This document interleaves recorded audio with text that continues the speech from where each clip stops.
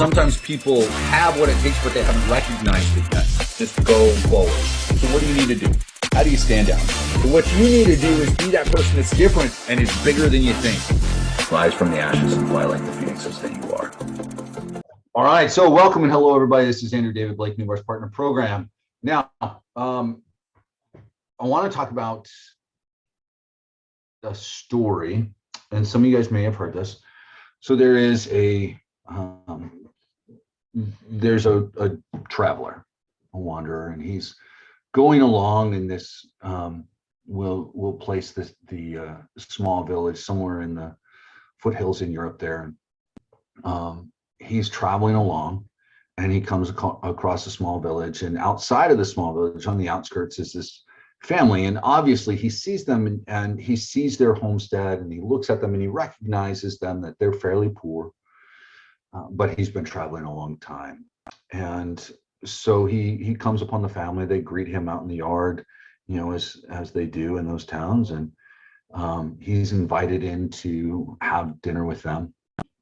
And he comes in and he recognizes how poor they are, but they're giving everything they have to help him feel welcome. And they share their meal, and he talks with them, and they say, well, what do you, how do you get by? How is your farm? They say, well, the farm's not doing great, but we're blessed. We have a cow that provides for us, and each day we milk that cow, and depending on how much milk that cow gives will dictate how much we eat over the course of that day. If there's a generous amount of milk, then we'll take that extra milk and we'll go down to the market and we'll sell it. And then from there, we're able to purchase some meat or some eggs or some other things.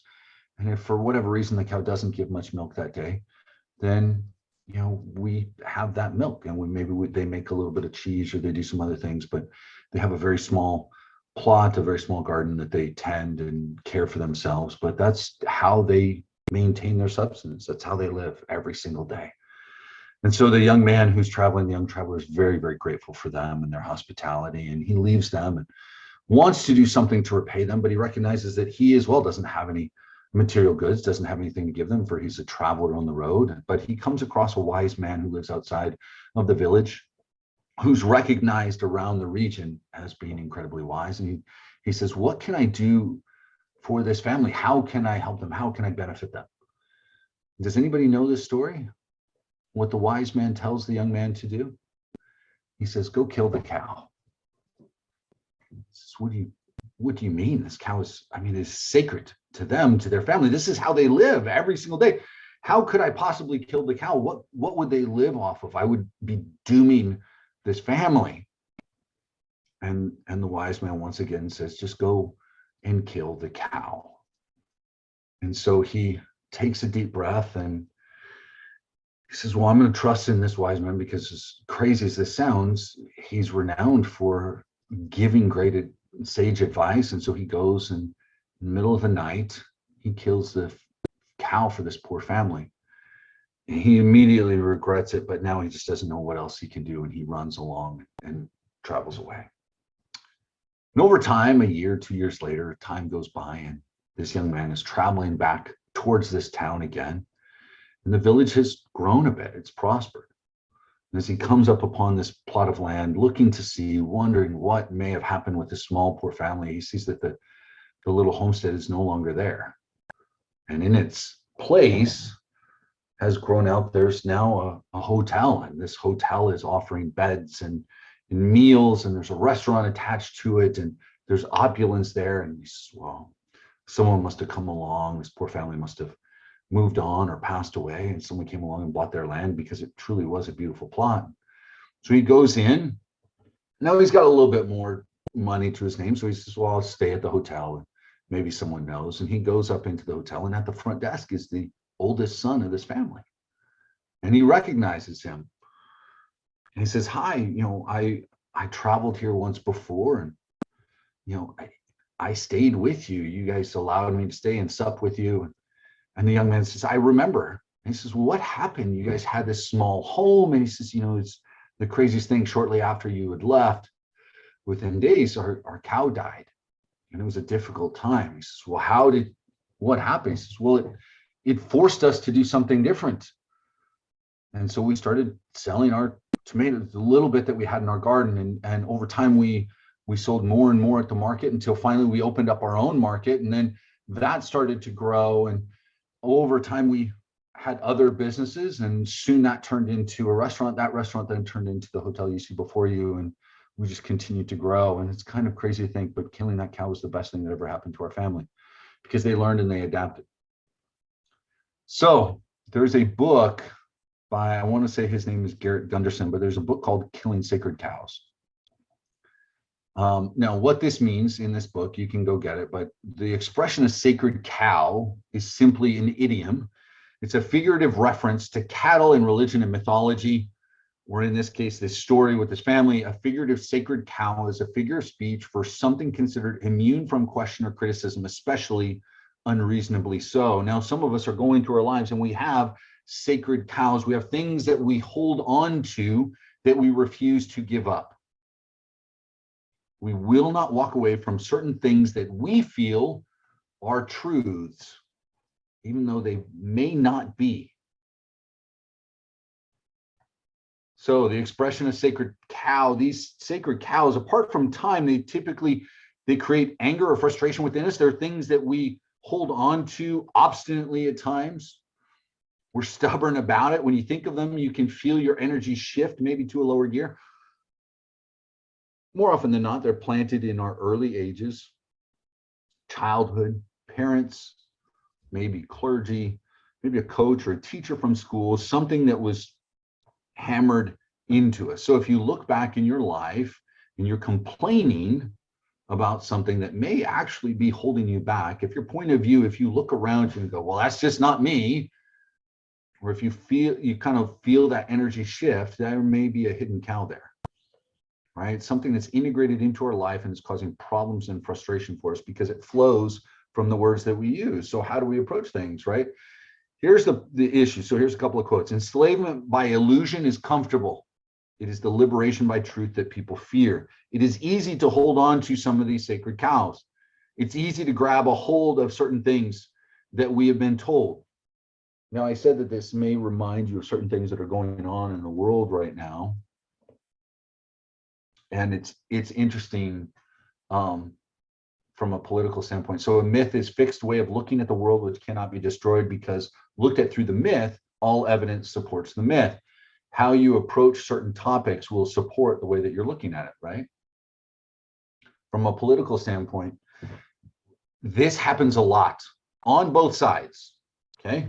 Whether you tend to, all around the world, whether you tend to lean to the left or you tend to lean to the right, both sides have certain sacred cows, right? I think we can all agree on that, right? And if you go, nope, that's not me, then you have double blinders on and are really fooling yourself because both sides have it, right?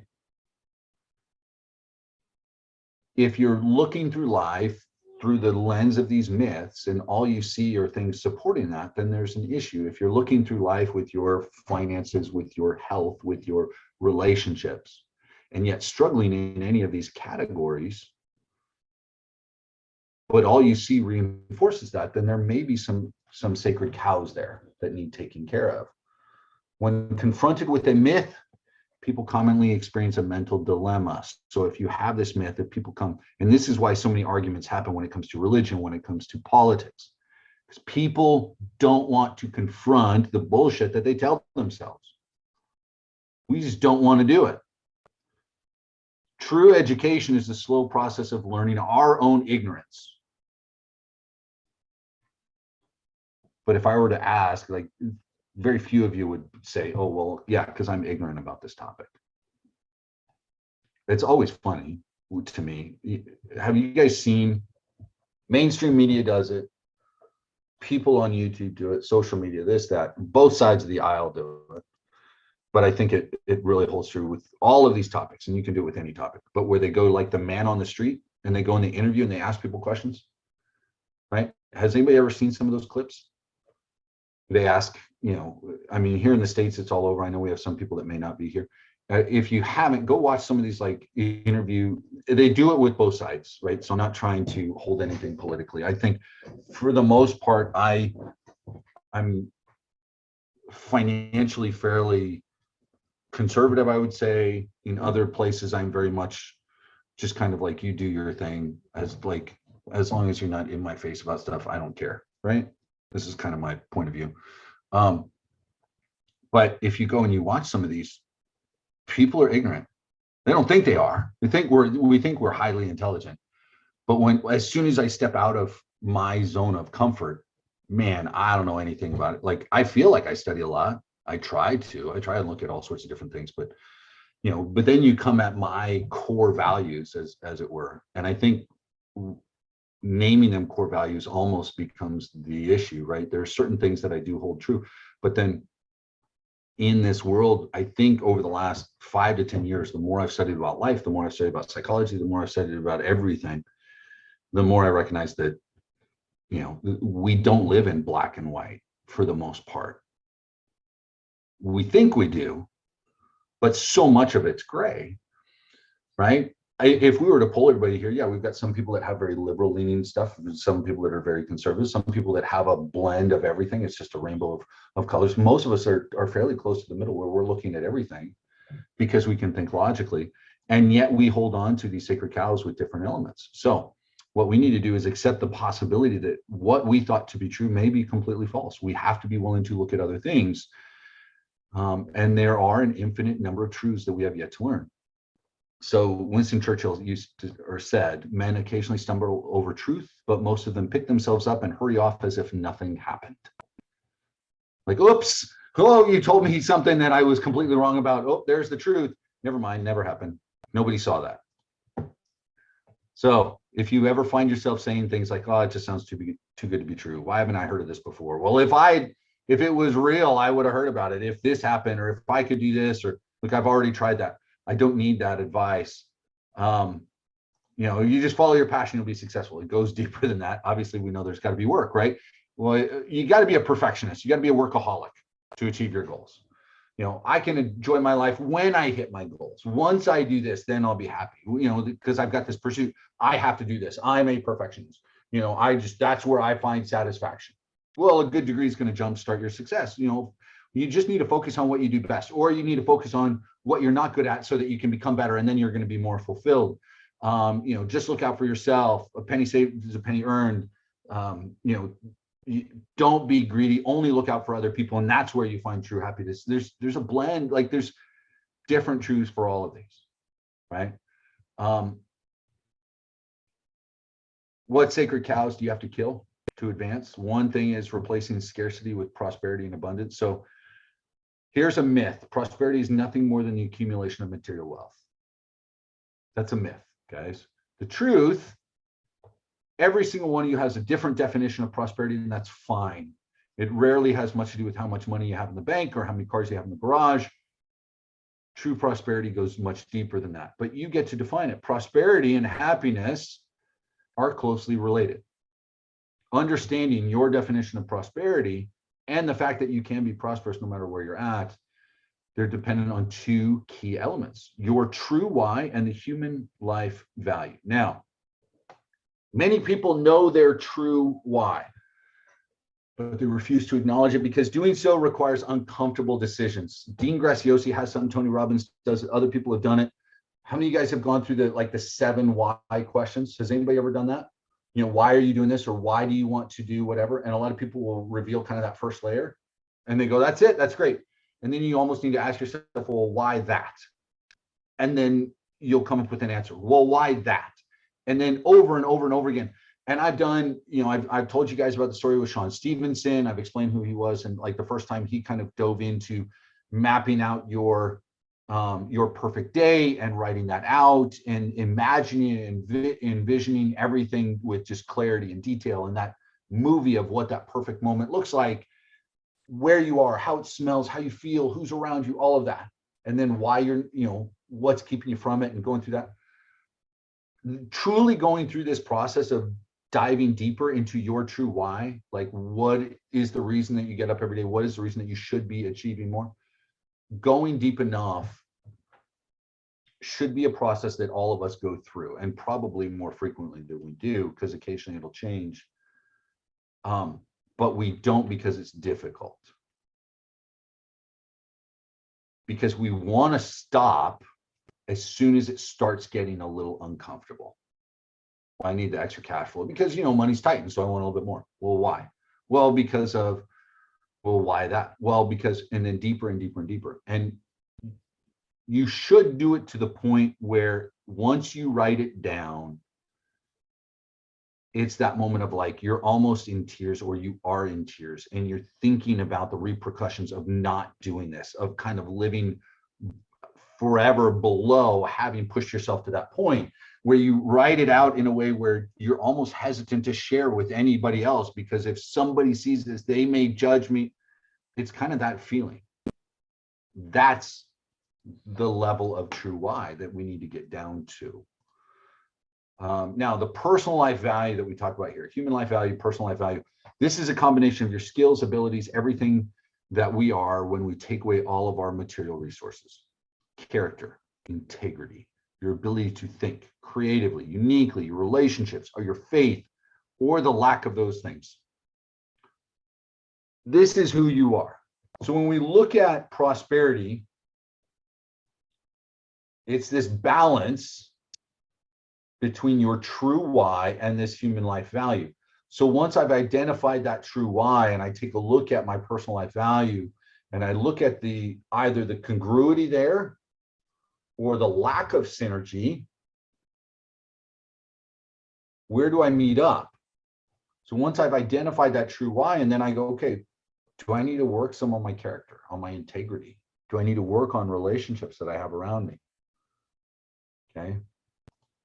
Now, there's a number of slides here talking about scarcity, talking about mindset, talking about things that you can say to yourself, a quiz that you can take. We're in the heart of a challenge that I've kind of given you guys, and some of you guys are tackling it head on, and I applaud you for it. I wanted you to do two things today.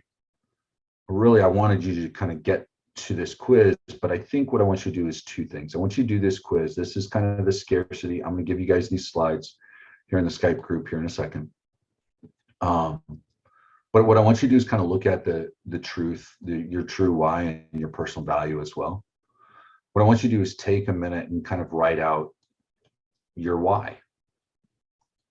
And what I mean your why is, last week we talked about your Phoenix moment, and we've talked about affirmations, and we've talked about goals, and you're working at bettering yourself. The question is, why are you doing it? For some of you guys, why do you show up on these calls? Why are you doing the extra reading? Why are you going through a challenge right now? And it goes deeper than, well, I want my business to be better. It goes deeper than it makes me feel better, right? Spend a few minutes today digging deeper into that. So you can ask yourself that question 5 times, 7 times, whatever.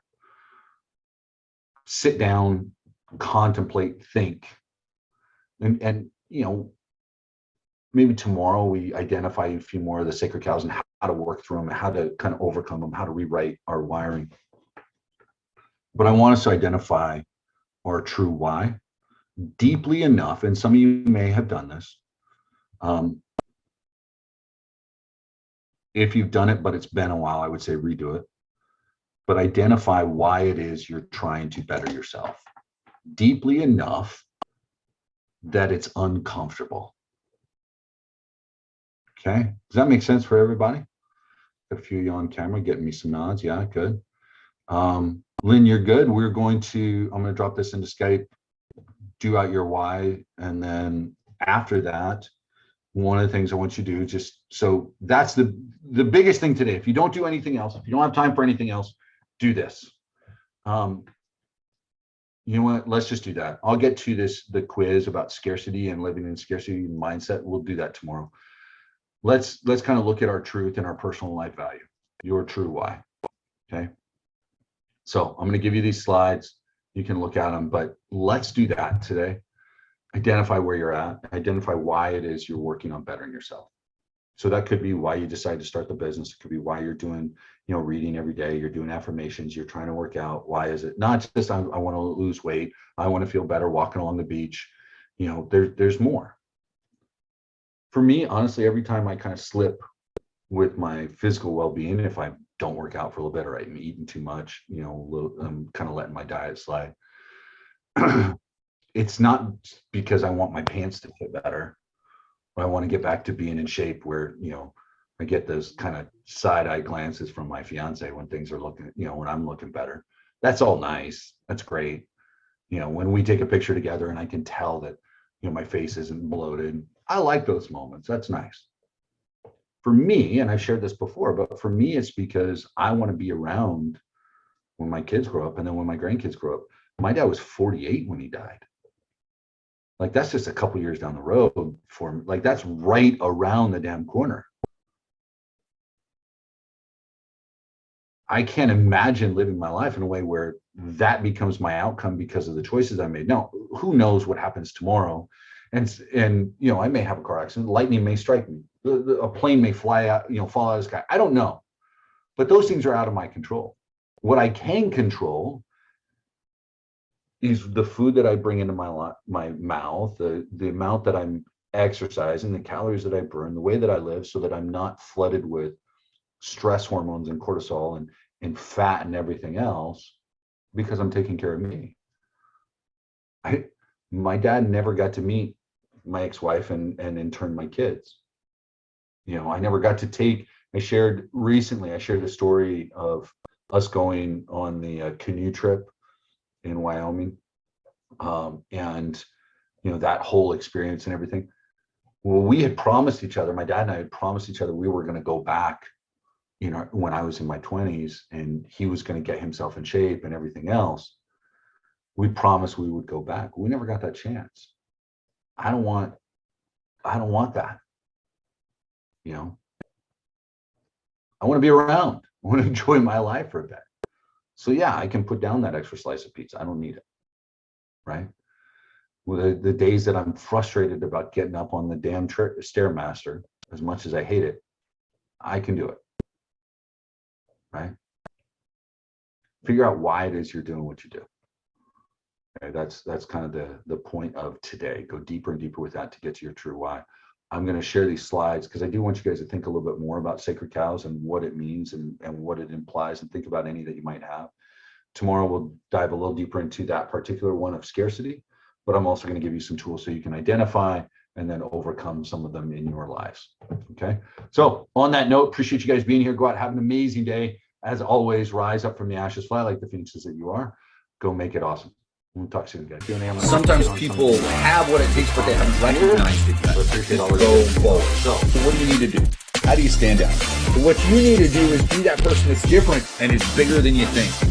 Rise from the ashes and fly like the phoenixes that you are.